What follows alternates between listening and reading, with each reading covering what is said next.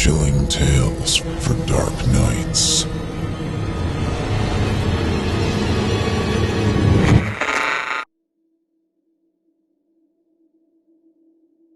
Ghost Gang by an unknown author, performed by Otis Gyrie. On tonight's episode of Ghost Gang, we investigate the Hibbard Point Lighthouse, one of the most active paranormal sites in New England. Built in 1832, this lighthouse has been the site of 4 tragic suicides. I'm Alex Barber, and tonight my brother Jason and myself will spend the night at this most haunted house. Join us now as we investigate the Hibbard Point Lighthouse and see what lurks here at the wee bitching hour. Cut, bro. What? Alex complained. Wee bitching? You blew your line, bro. It's bewitching. Man, it's going to be one of those nights. We'll tape it again later.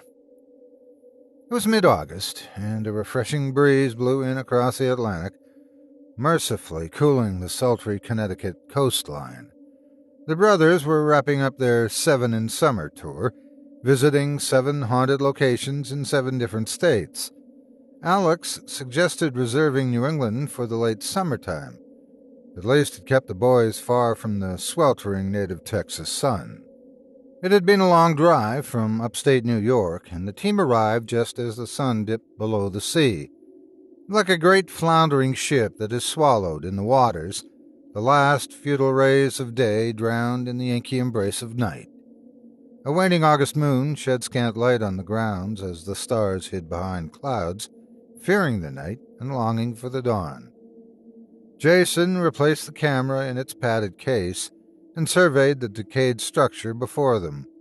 The lighthouse tower itself was made of stone and rose some 150 feet above the rocky Atlantic coast. Attached was a simple yet somehow elegant brick dwelling with the foundation made of the same stone as the tower. The weathered shingle roof seemed oddly out of place for such an ancient structure, but the grounds had been home to generations of lighthouse keepers all the way through the Second World War. For more than a century, the lighthouse graced Hibbard Point until time and technology rendered it useless. Jason unlocked the door, which creaked in protest as he pushed it open. "Man, this is great," said Alex. His flashlight beam searched the dark corners of the foyer. Faded red bricks peered out behind crumbling plaster here and there, as white-painted windows stood in stark contrast to the otherwise dreary abode. Dust and cobwebs from 1,000 nights like this one choked the room, and once white sheets shrouded the antique furniture which lined the walls. Jason unpacked the camera and steadied it for their opening shot. "We begin our investigation here in the lightkeeper's house," Alex began. "The original keeper was Captain Josiah Morgan. The captain and his daughter Anna lived in this house until 1852, when Anna leapt to her death from the lighthouse tower. She was only the first. 3 others also ended their lives in a plummet from this, the tallest tower in Hibbard Point. Tonight we'll try to contact Anna as well as the other tormented souls who roam the halls of this lighthouse." "Okay, great," Alex finished. "Did you get all that?" Yeah, I got it," Jason replied. The brothers continued to survey the room, making occasional comments for their internet audience. Alex and Jason had been ghost hunting since their early college days. What started as a sociology class elective grew into a passion and a popular internet web series. The brothers had managed to accrue a modest yet efficient array of ghost hunting equipment, including the standards like an infrared camera and EVP, electronic voice phenomena recorder, but also equipment out of the ordinary, like their pride, a spirit box. This device was one of the more popular instruments the team used. In theory, it picked up radio waves and white noise, which spirits used to communicate.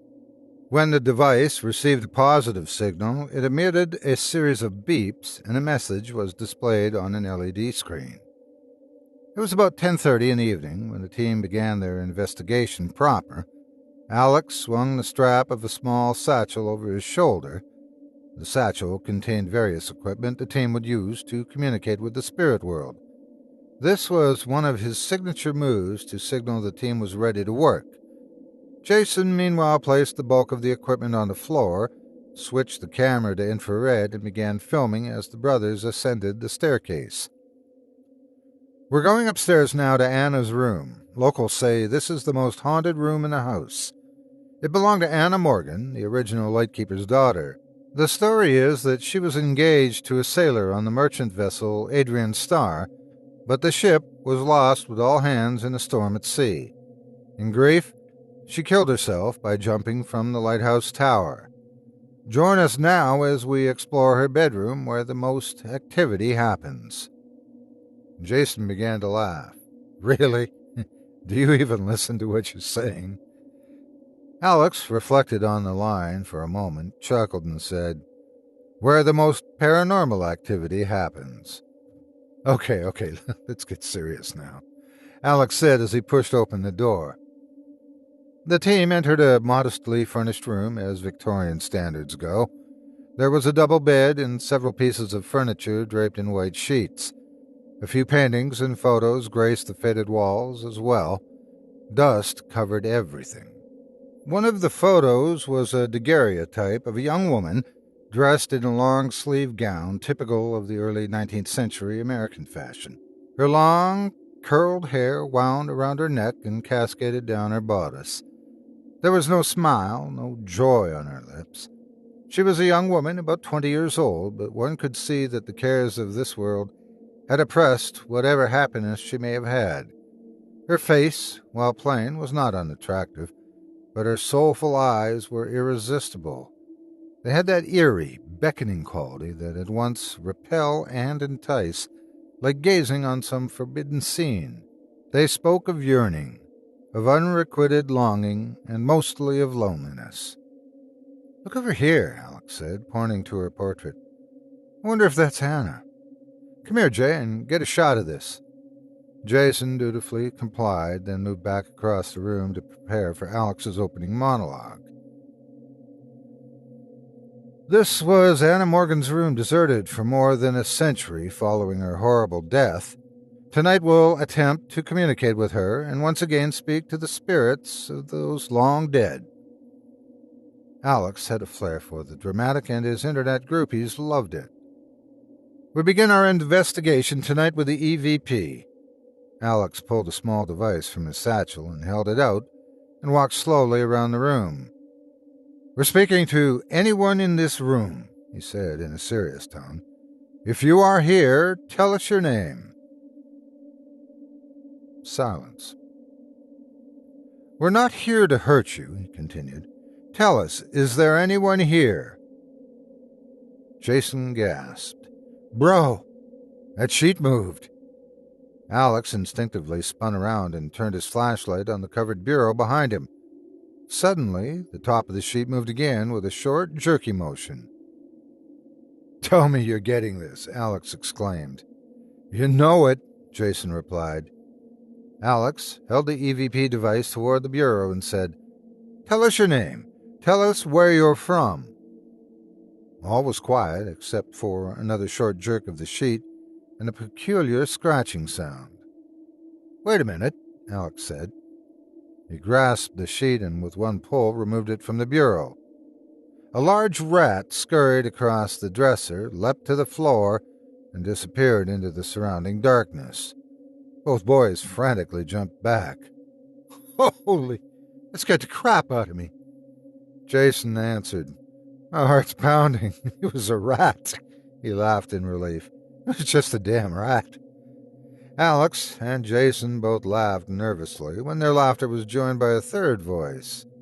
Quiet, Alex said. Listen. Listen. The new voice was hushed but distinct and soft like a whisper within a dream. It was the laugh of a woman. Once again, Alex held out the EVP. Is that you, Anna? Speak to us if you're here. The laughter faded, and once again the room was silent. Play that back, bro, said Jason. Alex adjusted the EVP, and both listened intently. Through this crackling static, the woman's soft laughter emerged. "We got it, bro," Jason enthused. "Let's set up the spirit box." Jason removed the device from its case and handed it to Alex. "You ready to film again, bro?" "Yeah, let it roll." "We just captured a woman's voice on EVP," Alex breathlessly reported. He switched on the EVP recorder again and played the laugh for the camera. "We're going to set up the spirit box and try to make contact." Alex turned off his flashlight, and once again the only light in the room was dim, soft moonlight creeping over a solitary window ledge. "Speak to us, Anna. Speak into the box and tell us you're here." In a moment, the device began to beep. Alex held the LED screen to the camera. It read, "Cheat." Alex and Jason looked at one another quizzically. "Cheat?" said Jason. "You sure that thing's set right?" "Sure," Alex replied. "Let me walk around the room with it and see if we're picking up electrical interference anywhere." Jason dutifully filmed Alex with the infrared camera. "Nothing," Alex said, as he replaced the device on the uncovered dresser. "Anna, did you just say cheat?" In a moment, the device buzzed again. Once again, the LED screen lit up and displayed cheat. "Anna, tell us what you mean." Presently, the spirit box buzzed again. "It says arid," Alex read. "Arid?" his brother echoed. "What do you mean, Anna? Arid like a desert, like dry somewhere?" Alex coaxed. The spirit box remained silent, but suddenly Jason said, "Bro, did you feel that? It got really cold in here." Alex removed a digital thermometer from his pack and took a reading. "You're right. I read 64 degrees. It must be at least 75 outside." Alex began moving around the room. 60 over here. 58. He moved toward the doorway as Jason filmed. 52 degrees over here. After a moment, he moved back toward the spirit box. "Looks like the temperature's stable. Now it's going back up. 56. 59. Suddenly, the box began to beep. Jason moved the camera to the LED screen. "Aaron," it read. "Aaron?" Alex realized. "Not Arid. Aaron." "Who's Aaron?" Jason asked. "The fiancé, Aaron Young, the guy who was lost at sea." "Bro," Jason exclaimed with sudden insight. "Is she saying that Aaron cheated on her? Whoa, this is getting good." "Anna," Alex again addressed the spirit, "did Aaron cheat on you?" Both anticipated a quick response, but none came. After a short, fruitless wait, the pair decided to investigate the rest of the house. Except for a few unexplained creaks, their investigation was uneventful. The young men returned to Anna's room and reviewed the footage they've made so far. "Man, I wish we could get Anna talking again. The internet group loves that kind of stuff." Suddenly, Jason cried, "Bro, look at this! It's the stuff we shot when you were taking the temperatures." Both brothers intently watched the video. As the camera panned across the room, following Alex, the scene fell on the doorway. There was a transparent arm in the hall. The image was not shadowy or indistinct, but clearly showed the pale white arm and billowed sleeve of a young woman hidden behind the wall, with her arm draped around the doorpost inside the room. The scene continued to shift following Alex, but when he walked back in front of the doorway, the arm was gone. "Oh, this is great," Alex enthused. "Look at that! Look at that!" Jason exclaimed, "I'm going to set up over here by the dresser so we can get a better view of the door. Maybe we'll catch something else." As Jason moved near the dresser, the spirit box began to beep. "Aaron." The screen read once more. As he moved back toward Alex, the spirit box once again sounded. Jason read, "It says, love me." "Great! Communication again," smiled Alex. Jason picked up the camera and began to film once more. Anna, is Aaron here in the room with us? After a few seconds, the spirit box beeped again. Jason moved the camera closer for a clear shot of the screen. It says, "Come back," he read. Suddenly, the device beeped again and a new message appeared. It says, "Love me," again. Suddenly, Alex smiled as a great epiphany occurred to him. Jay, she talks to the box when you're close to it. She thinks you're Aaron. Seriously, bro? Jason said incredulously. Yeah, try it again. Jason cautiously moved toward the box. A sudden beep startled him. What does it say? Alex asked in anticipation. After a brief pause, Jason replied, It says, "Love me." I knew it, Alex exclaimed. I've heard of this. Spirits attracted to the living, mistaking someone for an old flame. You got a see-through girlfriend, dude. I already have a girlfriend, Jason replied, and added, a real one. You dog, Alex joked. What a player. Girl in town, ghost in the country. Hey, it's just how I roll, Jason joked back. But seriously, what if this ghost wants to come home with me? She won't. Ghosts tend to stay attached to places. What you've got here is a little POA going on. You know, like that Manchester case we did. Possessive, obsessive adherence, where a spirit becomes obsessed with a particular person. You're probably not the first either. A lot of guys have lived here. No wonder the other guys off themselves, Jason remarked. Despite a few further attempts to communicate, the spirit box remained silent. I guess your spirit girlfriend's done for the night. Speaking of spirits, I brought some brewskis, so let's take a break. Right behind you. Alex and Jason left the room and headed downstairs. Once again, darkness pervaded Anna's room. It was a darkness that was almost tangible, oppressive and frightening. It hung like a vapor in the air, choked the lungs and blinded the eyes. The only sound was the scurry of rats running as if panicked. The window that looked out over the still Atlantic became opaque with frost, which covered it from inside the room. Suddenly, the stillness was broken as the spirit box buzzed and the bright LED screen pushed back the darkness. It read, Cheat. It was near midnight when the brothers resumed the investigation. They collected and checked their equipment, and Alex excitedly reviewed the events of the night for his internet audience. Then, as Jason filmed, he introduced the final phase of the investigation.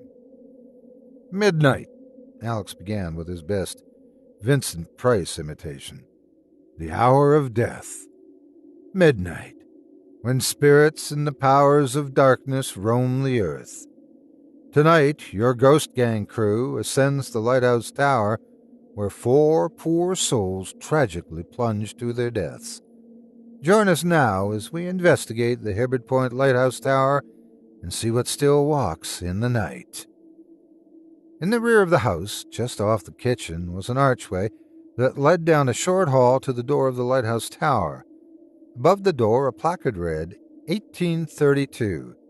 He maketh the storm a calm, so that the waves thereof are still.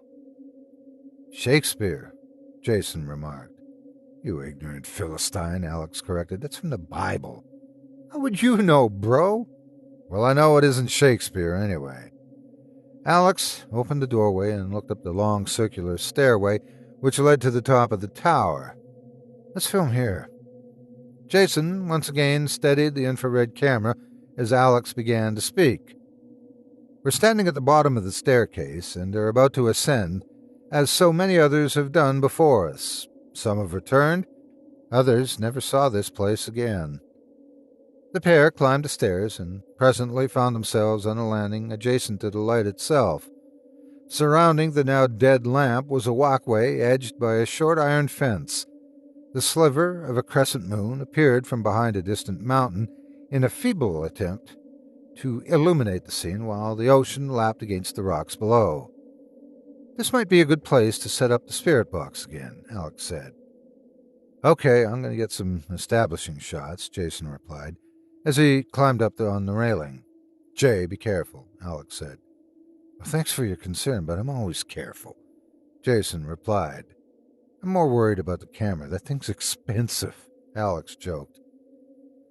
"I'm getting a low battery reading here," said Jason.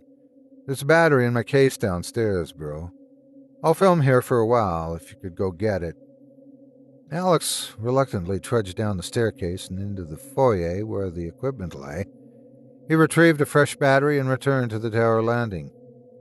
"Here you go, Jay," Alex said as he topped the stairs. But there was no reply. Alex turned on his flashlight and circled the walkway. Jason was gone. The unthinkable occurred to Alex. He rushed to where he left his brother and peered over the railing. Jay's body lay crushed against the rocks below. "Jason!" he gasped. Then mournfully, "Oh, Jay! I told you to be careful!" Suddenly, the spirit box lit and beckoned. Alex lifted the device and read the screen. "Pushed bro." Anna smiled. Chilling tales for dark nights.